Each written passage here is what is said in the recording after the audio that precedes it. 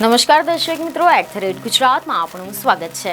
ગુજરાતના પૂર્વ નાયબ મુખ્યમંત્રી નીતિનભાઈ પટેલ તેમના બેખોફ અને બેબાક અંદાજ માટે જાણીતા છે અને હાલ તો નીતિન કાકાએ કંઈક એવું કર્યું છે કે જેના કારણે તેમનો સોટ્ટો જોવા મળ્યો છે।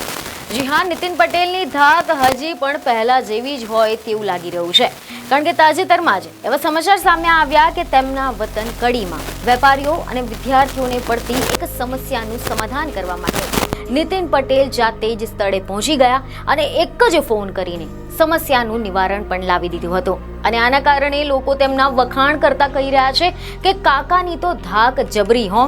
હવે જો આપણે આના વિશે ડિટેલમાં વાત કરીએ તો મીડિયા રિપોર્ટ અનુસાર એવી માહિતી મળી રહી છે કે કડીમાં રેલવે નાળામાં 2 વ્હીલર વાહનો માટે આડસો મૂકીને રસ્તો બંધ કરી દેવામાં આવ્યો હતો, જેથી સ્થાનિક વેપારીઓ અને લોકોને આ મામલે નીતિન પટેલને રજૂઆતો કરી હતી।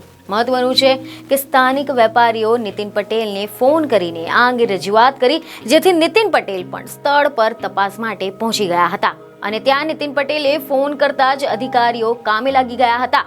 અધિકારીઓએ કહ્યું કે આપ બસ આદેશ કરો, મુझे क्या करना है।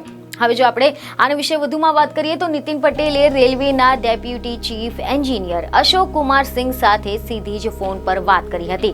ફોનમાં અધિકારીને નીતિન પટેલે કહ્યું કે તમારે માત્ર આદેશ કરવાનો છે કે મારે શું કરવું છે।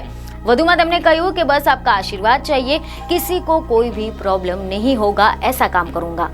મહત્વનું છે કે નીતિન પટેલના એક જ ફોનથી અધિકારીઓ કામે લાગી ગયા હતા અને કામ થઈ પણ ગયું હતું। રેલવે સ્ટેશન નાળાની આડસો હટાવી દેવામાં આવી હતી, જેથી લોકો વખાણ કરી રહ્યા હતા।